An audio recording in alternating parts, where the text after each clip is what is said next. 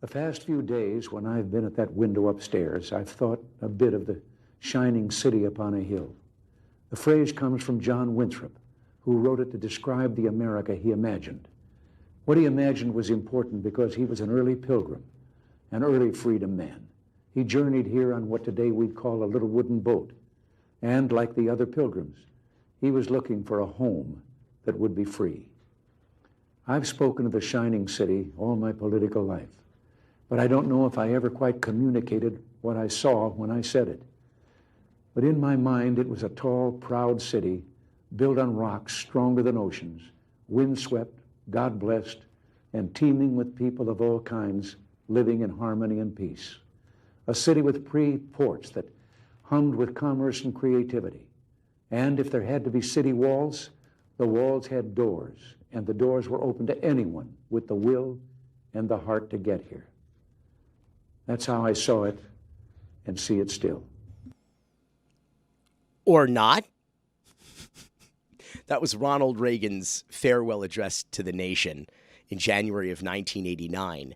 That was following the 1988 presidential election in which his vice president, George H.W. Bush, won. And that was the last time, Roy, that a Republican presidential candidate won Miami-Dade County. Was 1988 until 2024, which, as expected, we discussed it on this very program last week, with 68% of the Cuban vote headed toward Trump.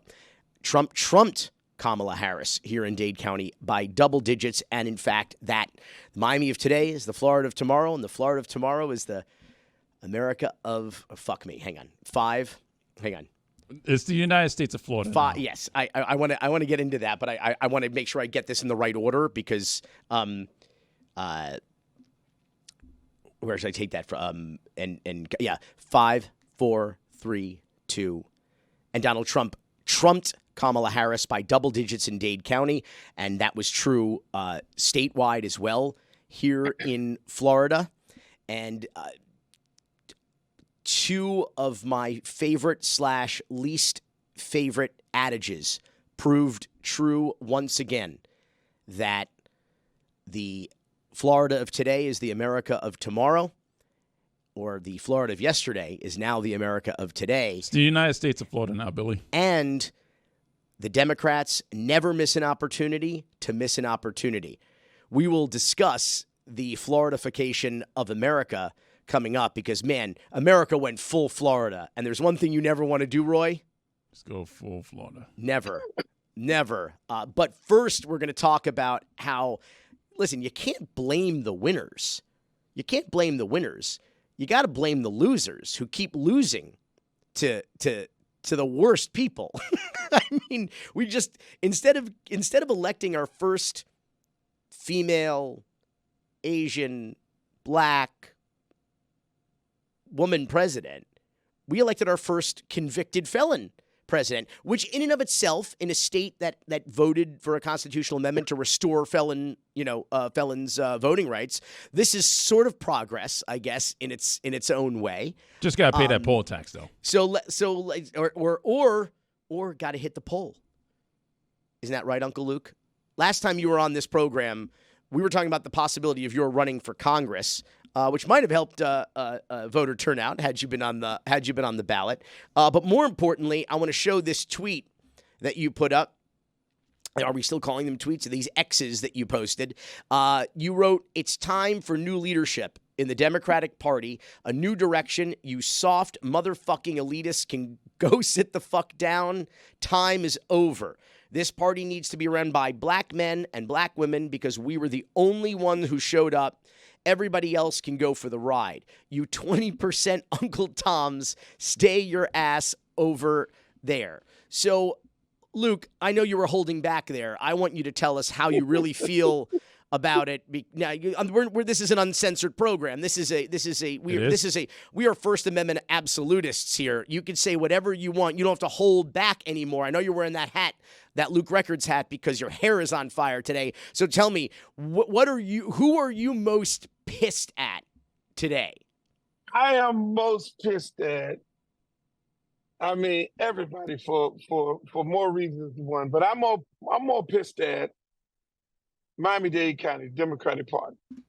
I'm pissed at Chevron Jones. I'm pissed at Nikki Freed for the mere fact that they miscalculated this shit all over the. I mean, Nikki. Luke, sorry, just for people who don't know, Nikki Freed is the chairwoman for the last almost 2 years of the Florida Democratic Party. She's a former Commissioner of Agriculture statewide, and Chevron Jones is a state senator and also the chairman of the Miami-Dade Democratic Executive Committee. Yeah, I'm pissed off of them because they failed us. Them motherfuckers failed us. They failed us royally. I mean, they misjudged the whole fucking election. They didn't misjudge. They were fucking lying, Luke. And that's the other thing. We need to call it what it is. They were gaslighting. They were lying. I was calling them out the whole time. Florida is in play. Get the fuck out of here, Florida. Florida was never in play. They were lying to the voters. They were lying to maybe themselves. They were lying to the donors. It was such a credibility hit. Like, I'm sorry. But they fucked up from the beginning. Yes. When they fuck you over, when you were trying to be the chair, and these motherfuckers was on this power struggle thing. We don't want Billy involved. We want to do what? We want to get Chevron, and put him in there. They can control him. Nikki Freed can control him. Both of them think that they have a possible chance of running for governor, which ain't gonna fucking happen. That is not gonna motherfucking happen. That's number one. Oh, Jesus. And so they fuck you over. That's where the shit started at, Billy. They fuck you over. When they fuck you over, if you were the party chair, you and your big machine of media and your big ass mouth and all these people that love you, you'd have Florida in play because you would have brought people together, and on top of it, it'd have been visual. Oh, when you do a tweet and the tweet totally is BS. visual, you know how that shit is. The tweet is visual. It gets more looks at versus something that you type. And you'd have made this shit.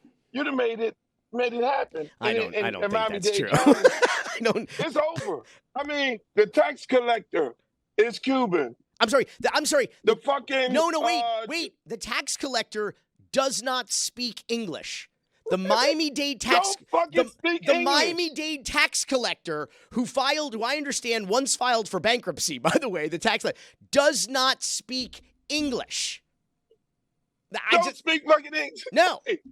Hey, the fucking election, the supervisor of election, you got a police chief who, I like Rosie.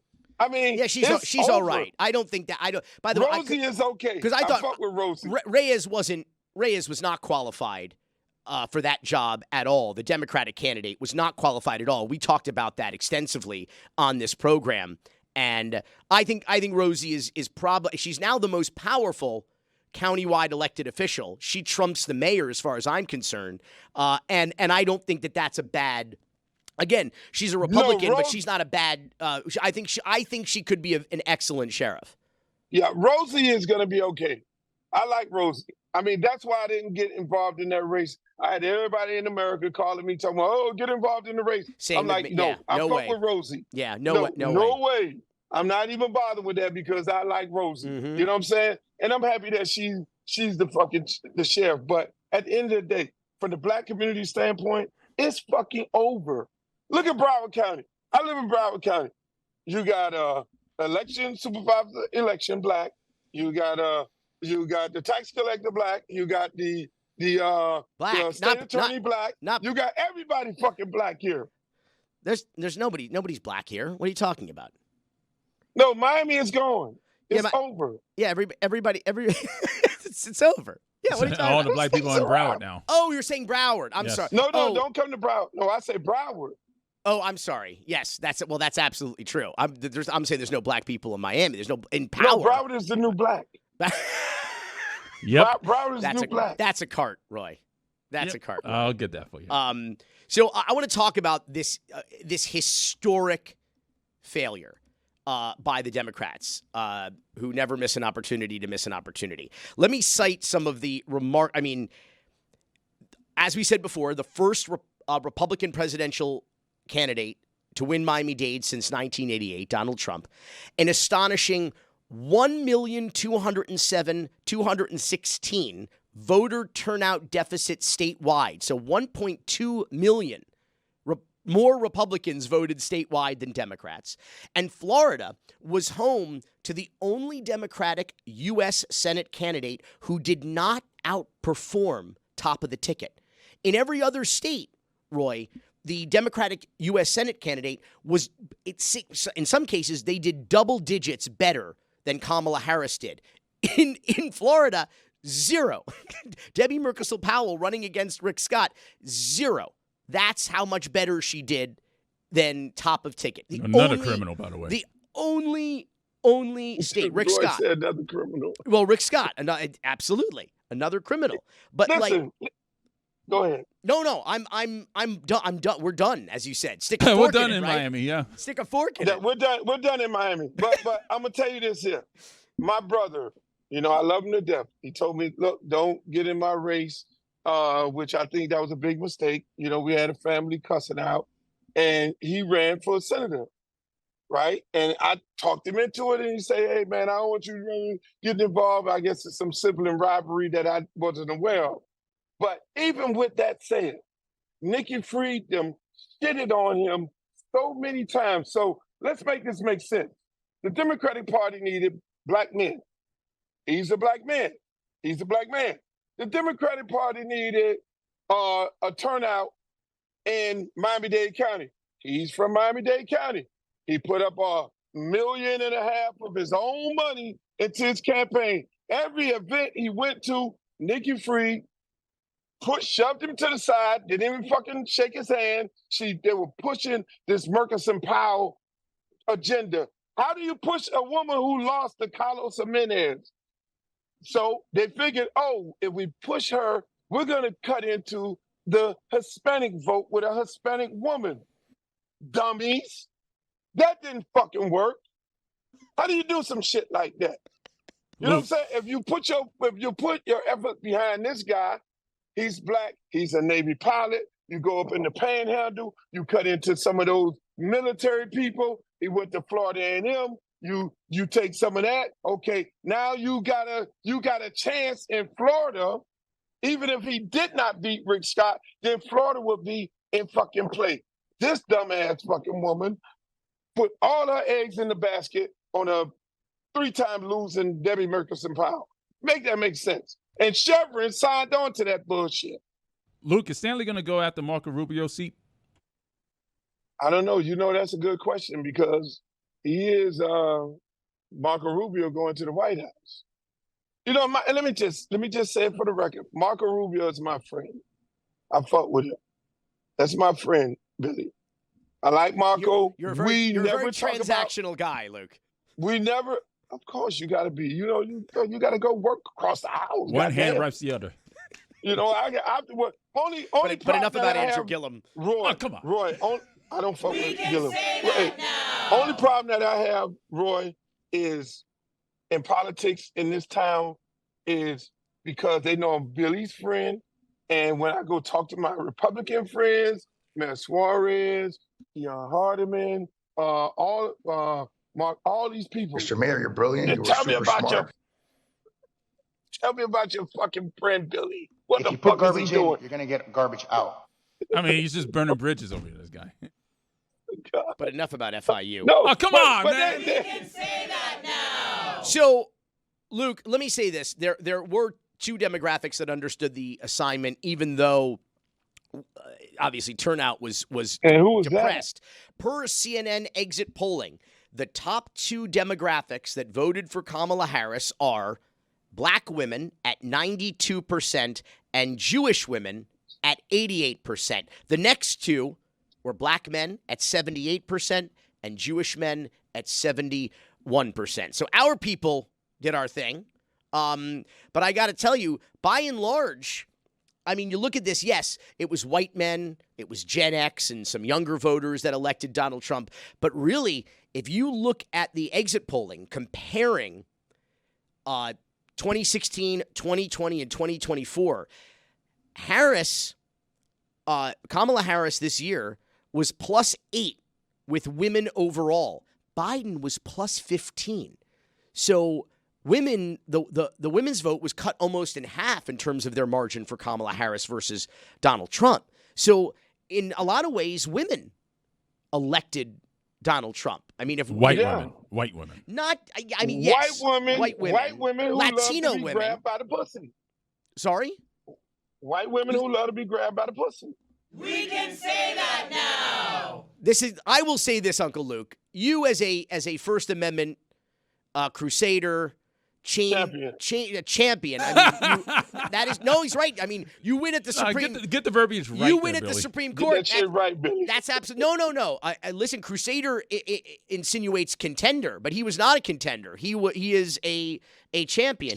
He changed constitutional law forever for all of us. Isn't there?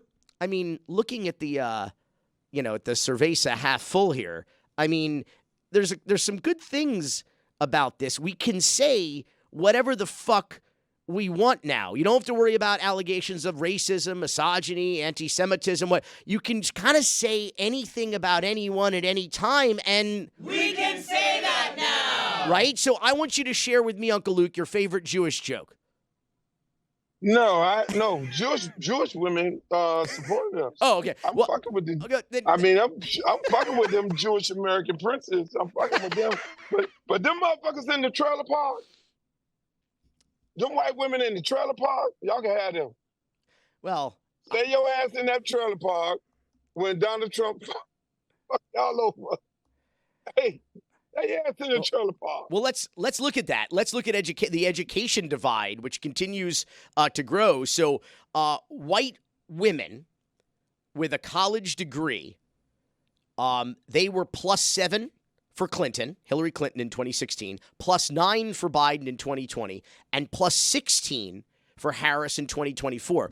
White women with no degree were +27 for Trump in 2016, +27 for Trump in 2020, and +28 for Trump in 2024.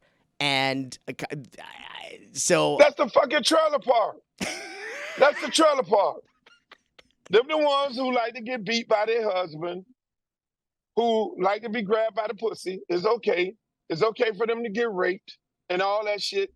They voted for that motherfucker. Roy. We can say that now. This is Trump's America now, baby. We can say whatever we want. Roy, there's no more censorship, Roy. It's over. It's over. Do my job it's over. Here, The woke mob has been defeated.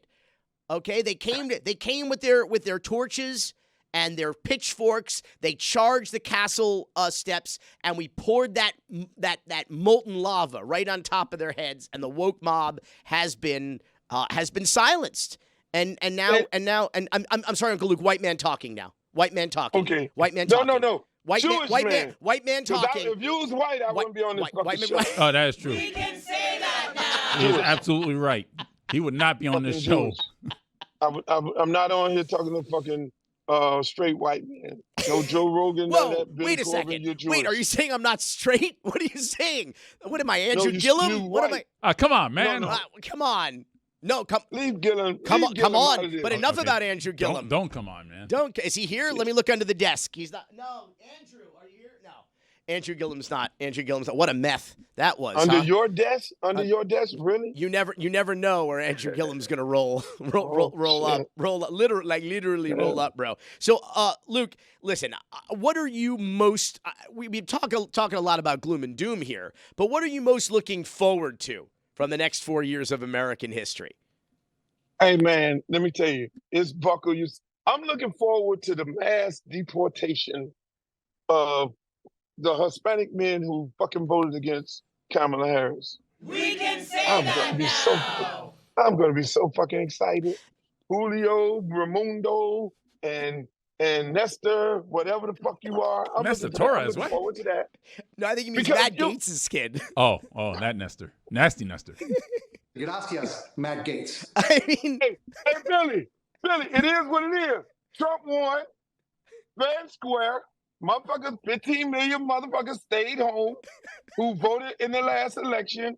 So it is what it is. So I'm going to sit back with my popcorn and I'm going to watch this crazy motherfucker say what the fuck he want to say, do what he want to do. He got full immunity. He might go out just like he said before. He's going to shoot a motherfucker on Madison Avenue and not go to jail because he can't go to jail. Fifth Avenue. I'm looking forward to all these 12% of black men who voted for this psycho motherfucker are sat home. I'm looking forward to them get their ass lynched by the police officers. I'm not going to fucking protest under no circumstance at all. So I'm sitting my ass back with my popcorn, and the Department of Education, they're going to turn public schools into third world countries where the degenerates are now going to go to those schools, guys with 1.1 average, gang rapers and all that shit that's going to be in the public schools from now. So y'all better start getting your kids in charter schools and private schools right now, because that shit finna turn crazy, because the Department of Education is going to be over. So I'm looking forward to this shit. Everybody who voted for this fucking clown, y'all going to get what you asked for. Don't go to crying wolf. And so I'm going to be all right, Billy. I'm straight. I got my catalog back, and I might put it on the market and move my ass to Colombia somewhere. And I should say Magatov about that, or Mazel Tov. I'm sorry, that was a Freudian slip. You won an extraordinary case. Once again, a case not dissimilar to your previous court wins. That is not just for you, but kind of represents a significant win for artists in general, and what it means to own your work, your art, your back catalog. Can you just give us a quick rundown on what that was and what that means? I mean, what Congress did probably about 50 years ago, they created a law where if you lost your copyright after 30 years, you can go back and retrieve your copyright. You file papers, and you have a short period of time, within a year, to file the necessary paperwork. And we were able to file that paperwork and go to court. We ended up in federal court, because once we filed, the opposing side had to sue us from not allowing us to get our copyrights back. We went into court and we won, and it was a beautiful thing. And the beautiful part of it is, and that's why I think we still have hope in this community, because the jury was made up of Hispanics, blacks, whites, Jewish folks sitting in the jury, and they came back with a verdict for us, the Two Live Crew, to give our copyrights back. Luke, we got 2 years into the midterm. Is this going to be the most important midterm in this country's history? Oh, yes, it is. It is definitely going to be the most important midterm in this country. I mean, they got both wings of the Capitol now. Wait, why do you think there's going to be another election, Roy? Oh, yeah, that's true. I think we've made our choice. I think we've made our choice for Christ. I think we've made our choice for this country, Antichrist. And we want to. And this is definitively the direction we want to go in. This was eyes wide open. This wasn't some 2016 roll of the dice. Like, let's see what happens. The system's so broken that maybe we need the outsider candidate or whatever. Everybody knew exactly what they were going to get with this guy, and this is what we want more of. Billy, they can't stop elections, just like Roy said. In 2 years, we get to go back and vote again. So you think? For Congress, and we get to go back and vote for some senators, some Senate seats that are available, and we get to vote for governor of the state of Florida, something that I might try and run for, but I haven't made a decision yet. I might run for that. For governor? Against your boy Matt Gaetz? Man, I'll whoop his ass. I'm going to give him the fucking business. Gracias, Matt Gaetz. I'm going to give him the business. I bet you, look, because Billy is going to, Roy, Billy is going to be the fucking chair of the Democratic Party for the state, not no local shit. No. And he's going to try again, huh? No. I'm going to join the loser prom? Get out of here. She got to go. She's done. She got to go. Nikki Fried. Billy. Nikki Fried, you mean? Nikki Fried got to go. Of course she's got. How is she not gone already? It's crazy. Have a little shame. Have a little self-respect. You got to call the guy at the synagogue. Don't you guys go to the same synagogue? What kind of You know what? We can say that now. I'm gonna let you slide on that because I know you're gonna be watching the next 4 years, kicking back with your popcorn, your fried chicken, your malt liquor, and your grape soda. We can say You that know, now. you know, most of you Jewish guys cut the deals in the synagogue. The priest, the high guy controls the whole shit. So you got to go tell him to go sit the fuck down and let you be the guy who take over the state. And this motherfucker guy go sit down and let's do this shit, Billy. But I will do that as soon as hurricane season is over because we're still too busy controlling the weather. But right after hurricane season, I will go. I'll leave the Zionist Weather Center, the ZWC as we call it, and I will get right on that. Roy, quickly, what is your favorite Jewish joke? A rabbi walked into a synagogue and no.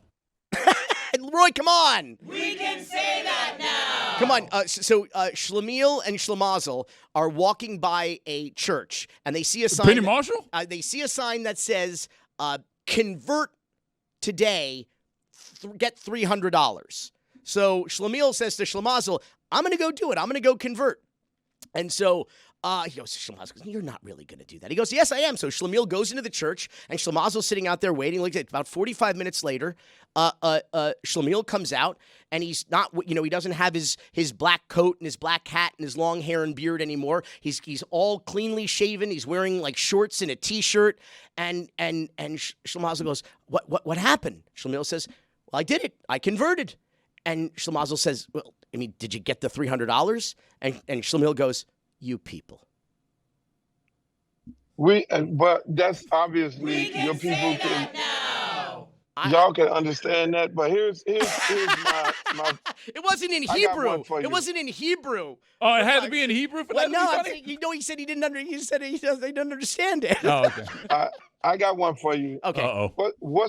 There we go. You ready? Yeah. And I made this up on my own because I used to be a chef at Mount Sinai Hospital, the famous Jewish hospital In Miami Beach. Miami Beach. Yeah. Where I was actually born at. What's the difference? And I made this up right now. What's the difference between matzah bread and matzah balls? What?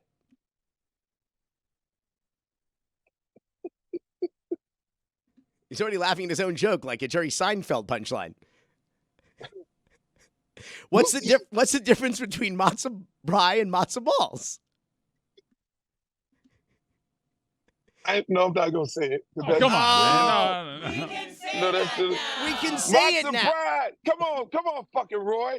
Matzah bread, and matzah balls. Yeah. I'm gonna leave that.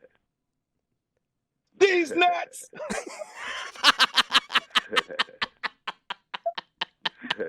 You know what? Trump's America could be a whole hell of a lot of fun. I got to tell you. It's gonna be great. The guardrails are not only off for Trump in the White House, the guardrails are kind of off for all of us. Can you imagine Uncle Luke with his own catalog and no guardrails? Can you just imagine? Hey, I can just walk down the street and say, "Pop that pussy, hey, pop that pussy, baby." That pussy, hey, pop that pussy. People listening to the podcast and not watching it on YouTube can't see, but Uncle Luke is out in front of an elementary school right now.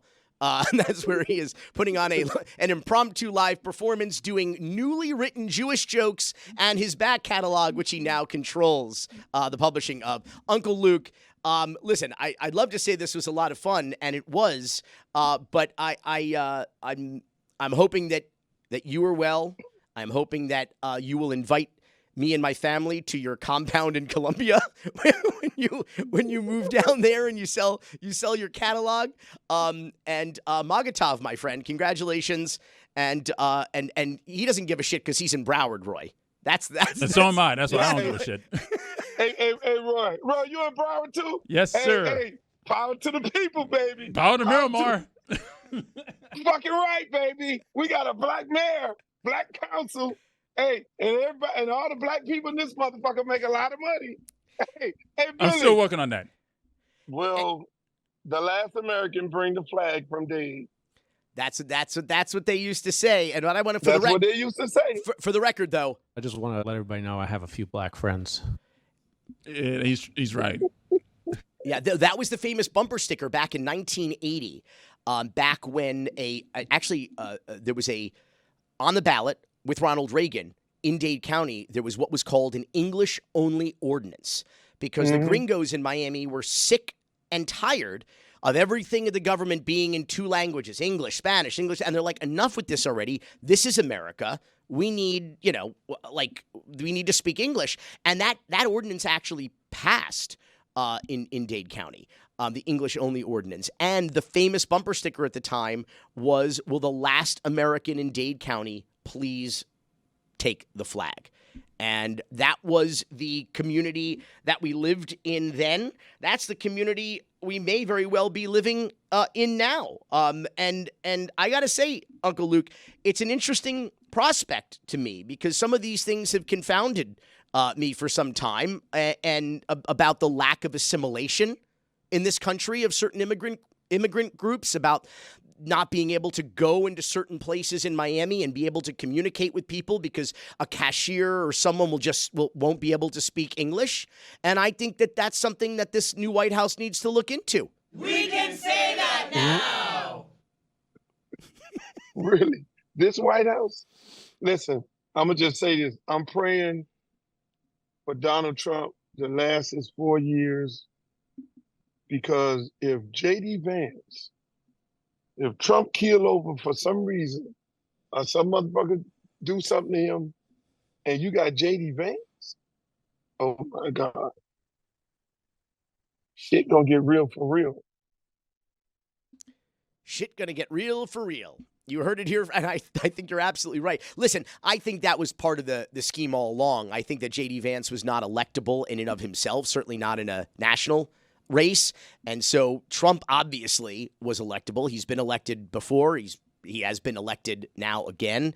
And now, I mean, it's basically, we were already kind of an oligarchy masquerading as a democratic republic. But now I think we are officially an oligarchy. Which is kind of interesting because, I don't know, stock market's going to be fantastic for this white motherfucker. I'll tell you that right now. Hey. At the end of the day, for some of us, we fight for the people. We fight for the haves, nots, and the haves, and the silent majorities. It's not about our pocket, but at the end of the day, just like you say, at the end of the day, these people, we're going to save a lot of money when this man cut the taxes. We're going to save a lot of money with the IRS. And I think he said he might get rid of the fucking IRS. Oh, I'm here for that. Listen. So it's not necessarily a bad thing for us.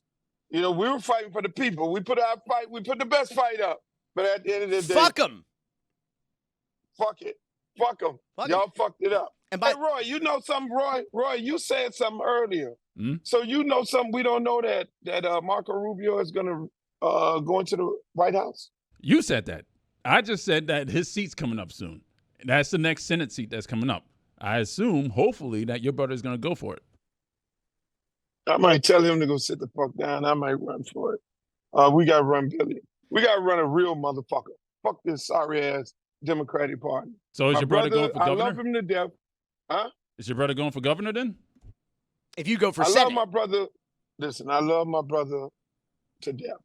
But he needs to fucking grow some nuts. This Democratic Party that we have right now. He needs to be. This shit got to be on steroids. It's got to be Democratic Tea Party. Fuck. I like that. All this. I like all that. This damn. Yeah, Spill that all tea. This Spill that shit. tea, You Uncle like Luke. that? Spill the tea, baby. It got to be Democratic Tea Party on steroids. We got to be able to tell them people, fuck them. We got to be able to tell them people, hey, look here, man. Fuck y'all stopping the porn sites, and you want porn. We got to be able to go in the strip club and get fucking constituents and register people to vote. Listen, man, the gloves are fucking off, okay? Well, and if you ain't about except the that condoms. life, I don't use want these condoms, same people. please. Yeah, all Chevy, Chevron, and Nikki, and all this beautiful shit, and this love fest, and all these soft ass fucking Democrats out the door. It's time for the real motherfuckers like me and Billy and fucking Roy and other folks like that. No, we're gonna go up in there and let our nuts hang. We're gonna let our nuts hang like them canes doing when we walk up in the building. Fuck it. You want to debate? You want to debate, bitch? I'm going to give you a debate. I'm going to tell Matt Gaetz about him and the little boys and shit that he allegedly having sex with. You got to be able to have nuts to say that. Fuck all this. When they go high, we go higher. No. That shit out the door. Michelle, enjoy your beach house. You and your husband. We don't want to see you no more. All the rest of y'all, go sit the fuck down. Oprah, sit your motherfucking ass down. Go ahead and marry Stedman. Hopefully you give him some pussy. If not, then, you need to, stop fucking with Gail. All that shit is over. It's all over. It's a new world order in the Democratic Party, and me and the Jews are taking over. Jewish Billy. We can say that now. Thanks, and Uncle we're going to Luke. be tough on immigration. I'm going to be tough on immigration. Oh, this is you ain't got a word? What is your platform, Uncle Luke? If you're running for governor, you're running for U.S. Senate, what is your platform? Tell us now. It's going to be tough on immigration. Julio Raimundo and all you motherfuckers, y'all got to go. That's number one. Number two, we're going to have us a motherfucking tax credit where we create some jobs for filmmakers like Billy and all them. The right tax credit, not the bullshit that they had before. I don't want that corporate welfare. Have a stripper tax. But I'll take it. We're going to legalize. Huh? I said, I don't want that corporate welfare, but I'll take it. You got to take it, Billy. Stop that. Listen, we got to take that. We're going to create jobs. We're going to create opportunities. All these strip clubs in the state of Florida, these fucking women on the pole, y'all going to have to be LLCs. Y'all got to pay taxes on that fucking money. Listen, man, we're going to go. Going legit. Billy, legit. We're going to invest back in our schools. Education is going to be important. We're going to bring back diversity and inclusion because a lot of fucking women got fucked over there. Come on. They bought their tickets. They knew what they were getting into. This DEI shit, don't hunt. Well, wait a minute. You know what? Hold on, Luke. Are you saying that strippers should be independent contractors? Yes, they should be corporations. Just think about it. They are independent contractors. No, they're not. Billy, in Georgia, do you know how much money they generate from strippers by making strippers go buy license and taxing them? So they have most of those are independent contractors with corporations. Mm-hmm. And so we're losing millions and millions and millions of dollars. I love stripper economics as a platform. Exactly. So we need more money. We need more opportunities. We need people to be more business people. You know what I'm saying? And my number one priority is going to be these fucking insurance companies who are fucking us over. We're going to go out and find some insurance companies that's going to come and insure the people of the state of Florida. And that's what we got to do. That's number one. Because this insurance and property taxes is out the fucking roof. It's between that, property taxes in the state of Florida, half of us, Billy, ain't going to be able to afford to live here. Just like Miami. People can't afford to live here. No. So you got to be able to do something about it. To that I say adios. That's what I say. But I love this platform, Uncle Luke. I hope you're running because they're coming all over the place. I love it.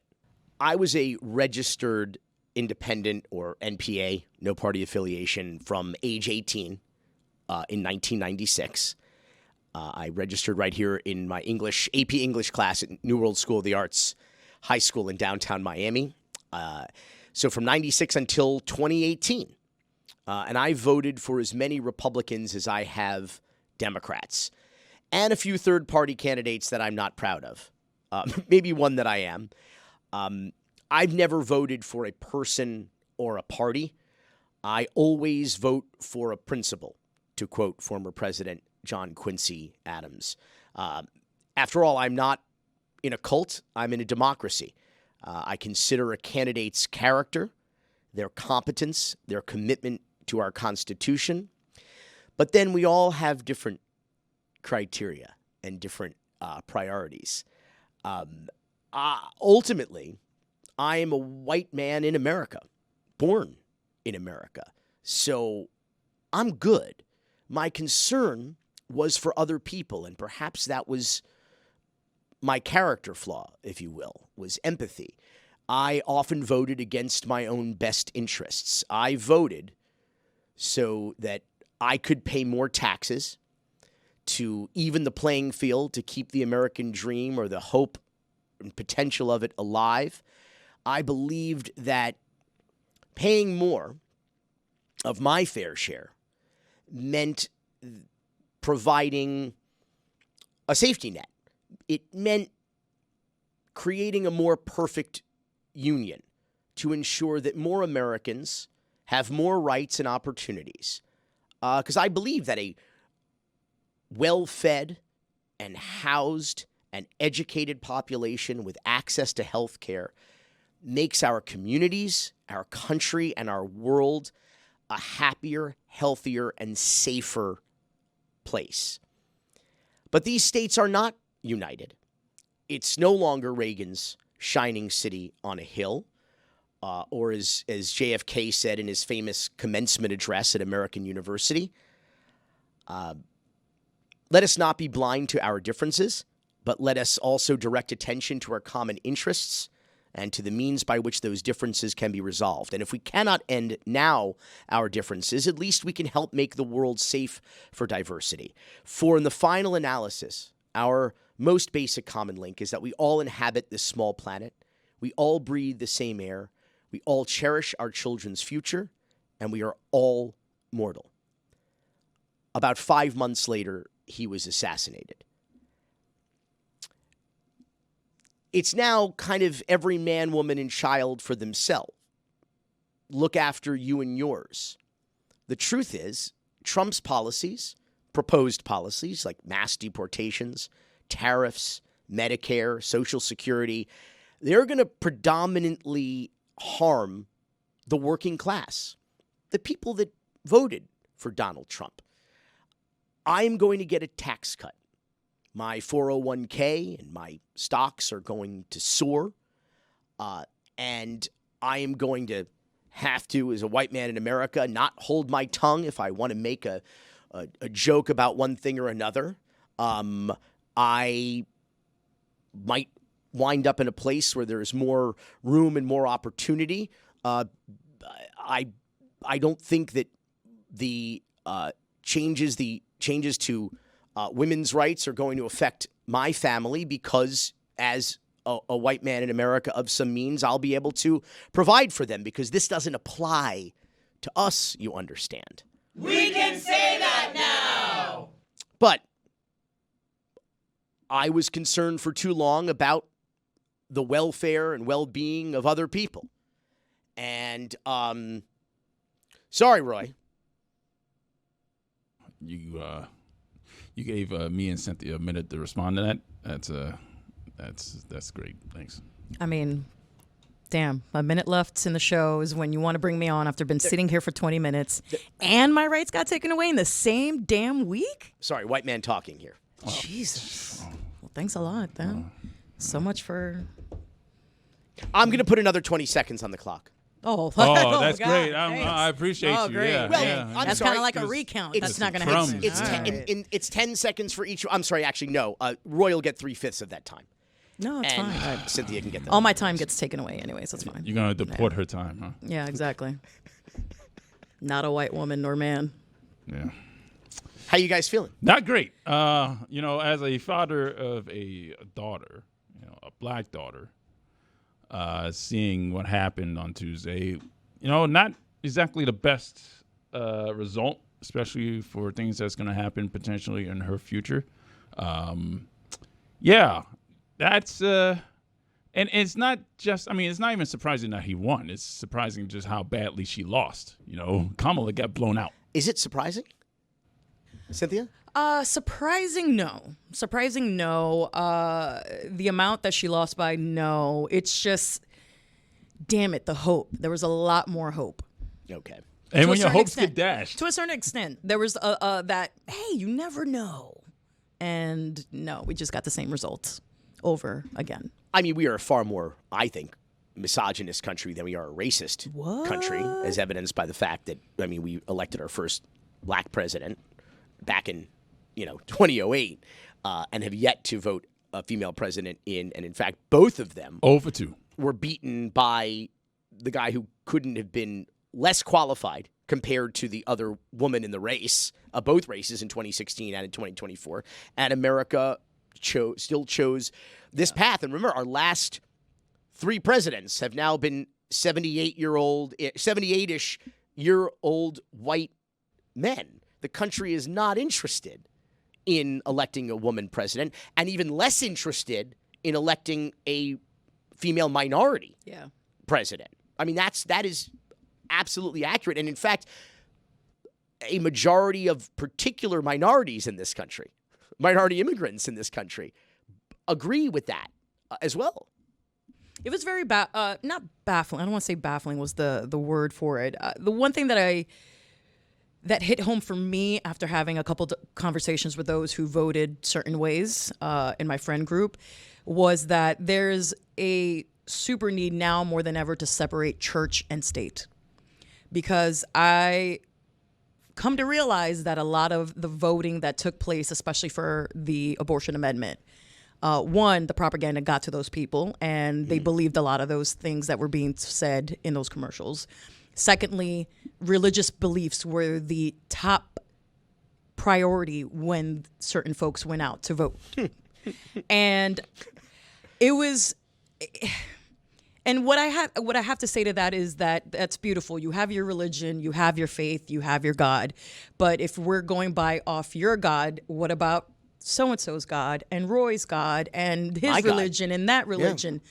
My God disagrees with their God. Exactly. Actually. So if you're going out there to the polls voting based off your faith and your religion and your Bible, you're voting incorrectly. I'm sorry. You're not voting the correct way. You're not voting in a way that you are thinking of all of us in this situation. You are thinking of yourself, your own beliefs, and what you think should be implemented on my own life. Well, we're going to be led by a white Christian nationalist group now. Yeah.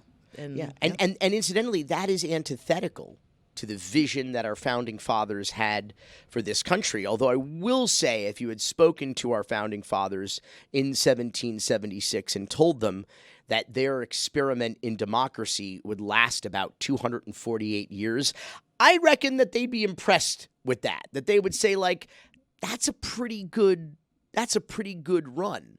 And I'd like to say, all things considered, we did have a pretty good run. Because, and listen, everybody, this is not doomsday prophesying here. What I'm saying is that something is over. Something is definitely over. I'm not saying it's the end of this, it's the end of that in particular, but I think something is definitively over in terms of the standards that we have, in terms of being a shining city on the hill, a beacon and a model for democracy and integrity and fairness around the world. People don't look at us that way anymore. They haven't for some time, but at least we were able to maintain the facade. Now the mask is totally off. We have shown our ass and exposed the lie here. We don't embrace competence and expertise and intellect and courtesy and empathy. We embrace autocracy and we embrace oligarchy. That is doing that nakedly and openly is a change. It is a shift in terms of America's place in the world. And when you have people like Russia and China celebrating, when you realize that this is the end of Gaza, this is probably the end of Ukraine, the end of Taiwan, that is a shift in the world order in which American superiority, American exceptionalism, America as not only a leader, but a role model for the rest of the free world, that is over. So something is over now. Does this mean what comes next will be worse or better? I don't know. We're all going to find out. We're all going to find out in real time. We're very much living history, which as a documentarian, as a white man, is pretty pretty interesting to me. For the rest of you who voted for this, who didn't vote for this, lo siento. Oh, I'm sorry. No more Spanish. No more Spanish. We are Americans in America now, and we are going to start speaking American, I think, from now on. Ain't that right? That's not really English either. No, that's not. That's not the Queen's. Queen's. But I was fine. close. Yeah, okay. And the Queen's. Queen's English? The Queen's. And we did. Melania now. We did go full Florida. I mean, not only did we elect a Florida man, our friend Nate Monroe at Jacksonville.com had a sensational op-ed this week about, like, not only did we elect this Florida man, but he ran the most Florida of campaigns. I mean, it was just a Ringling Brothers and Barnum and Bailey clusterfuck. It wasn't even a 3-ring circus. It was like a 1-ring circus, and of just a freak show of creepy, angry, tawdry, I mean, white people. White people filleting microphones and calling for retribution and the evil within. I mean, it was a wild, like, dark spectacle. And also what's interesting, too, is that, around the country, and we should, people voted for abortion rights and very progressive policies, while they also voted for the very same politicians that would immediately roll those back or completely abolish them. I think with all the houses of Congress, it's not inconceivable we will have a national abortion ban in this country as recently as the spring. Now, nobody holds the politicians responsible for any of this. Back in we passed a restoration of felony voting rights, and then, overwhelmingly, over 60% of Floridians did. And then the Republican legislature and Governor Ron DeSantis kind of said, well, fuck you, voters, and I'm going to disenfranchise you. And nobody held them accountable. We reelected all the same people. It's this weird cognitive dissonance where we say, this is what we want. This is the will of the people. The politicians don't do it, and then we just reelect them. And that's kind of what happened here. This weird misremembering of, I guess, the Trump era and what happened and what it meant for so many people. And we're just going to do it. You're just going to do it again, just like Florida. And the will of the people. Do you realize just how much will the people have to have, considering that all the amendments down here has to have a supermajority for it to get passed? 60%. That's crazy. That's absolutely, and that's why everything came up short. Let's talk about democracy in Florida. Amendment 3, adult personal use of marijuana. Yes, 5.9 million voters. A majority. 56%. It failed. Because you need a supermajority. Amendment 4, amendment to limit government interference with abortion, got over 6 million votes. A majority. That is over 57% of voters. 57% of Floridians don't agree on anything, but they agree that there should be limited government interference with abortion. That failed to pass. Because you need a supermajority. Here's the funny thing about that. Back in 2006, they put this amendment on the ballot to establish the supermajority vote in order to amend our state constitution. And they said, should there be a 60% threshold in order to amend the Constitution?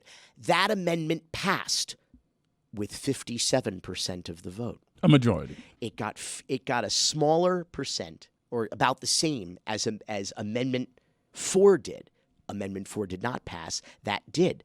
Let's remember, Ron DeSantis ran for re-election in 2022.